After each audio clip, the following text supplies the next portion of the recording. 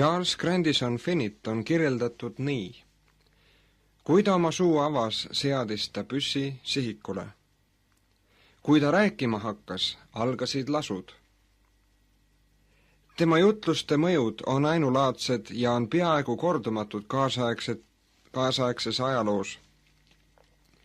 Finni teenistuse läbi pöördus rohkem kui 500 000 inimest ja ajastul, mille kasutatud ei võimendusi ega massimeedia abi, juhtis ta ärkamist, mis muutis kogu ajaloo kulgu.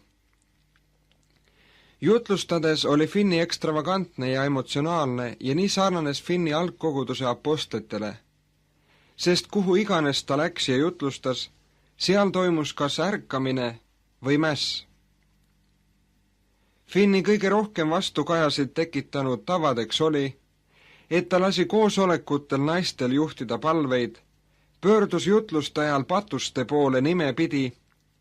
Tema koosolekud võisid olla pikad ja olid alati ilma planeeritud programmi ja vormita. Tema õpetus oli suunatud võimalusele ja vajalikkusele eraldada patt täielikult nii inimesest individuaalselt kui ka ühiskonnast. Finni teenistus seisnes selles, et ta käis jutlustades paigast paika ja nii ei kuulnud tavaliselt ühe koha inimesed palju tema jutlusi. Aga sellegipoolest on arvatud, et rohkem kui 80% tema ärkamiskoosolekutel pöördunud inimestest jäid Kristusele truuks, ilma et nad eales usust ära oleksid langenud. Ja seda tänu Finni innukale sõnumile, mis toonitas pühadust ja puhtust. Ühte paljude jutluste seast, mis aitasid Finni teenistuse all pöördunutel usust mitte ära langeda ja Kristusele truuks jääda, kuuletegi te nüüd tänases tõlketunni saates.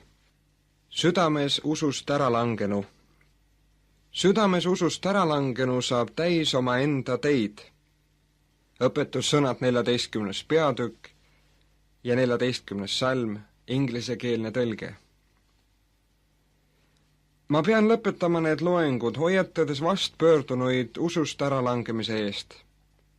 Seda teemat arutades näitan ma, mis ei ole südames usust äralangemine, mis on südames usust äralangemine, millised on südames usust äralangemise tunnusjooned, millised tagajärjed on südames usust äralangemisel ja kuidas sellisest olukorrast välja tulla. Millised on südames usust äralangenud inimese tunnusjooned?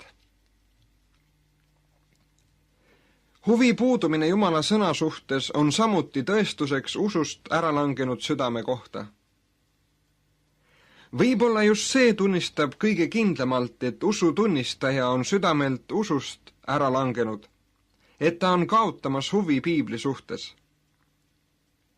Kui süda on täis armastust, siis ei ole ükski teine raamat maailmas nii kallis, kui on piibel. Aga kui armastus on kadunud, ei paku piibel enam huvi ja muutub tihti isegi vastumeelseks. Ei ole usku, et võtta vastu piibli tõotuseid, aga siiski on alles veendumus, mis teeb kohutavaks piibli hoiatused. Aga üldiselt on südames usust äralangenu piibli suhtes ükskõikne. Ta ei loe piiblit palju ja kui ta piiblit loeb, siis ei tunne ta selle vastu piisavalt huvi, et sellest aru saada. Piibli leheküljed muutuvad tema jaoks pimedateks ja igavateks ning seetõttu hülgab ta oma piibli. Huvi kaotamine tõeliselt vaimse vestluse suhtes on veel üks tunnistus südamest, mis on usust ära langenud. Matteuse evangeelium ütleb sellest, mida süda on täis, sellest räägib suu. Meie issand Jeesus Kristus ütles, et selline on meie loomuse seadus. Ükski vestlus ei ole nii magus tõeliselt armastava südame jaoks, kui on Kristusega ja kristliku kogemusega seonduv vestlus. Kui sa leiad, et kaotad huvi vestluse vastu, kus räägitakse südame usust ja kristlaste erinevatest ja imelistest kogemustest, kui sa eales oled tundnud, milline tõeline Jumala armastus on, siis oled sa sellest ära langenud ja oled südames usust ära langenu.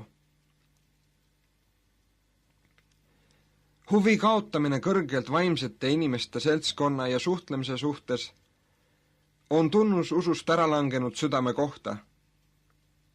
Meie suurim rõõm on suhelda nende inimestega, kes on kõige rohkem huvitatud asjadest, mis on meie jaoks kõige kallimad.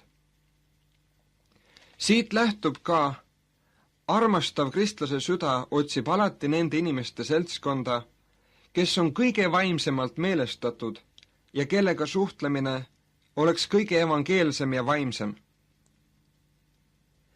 Kui sa leiad, et sul on selles küsimuses puudusi, siis võid kohe kindlalt teada, et oma südames oled sa usust ära langenud.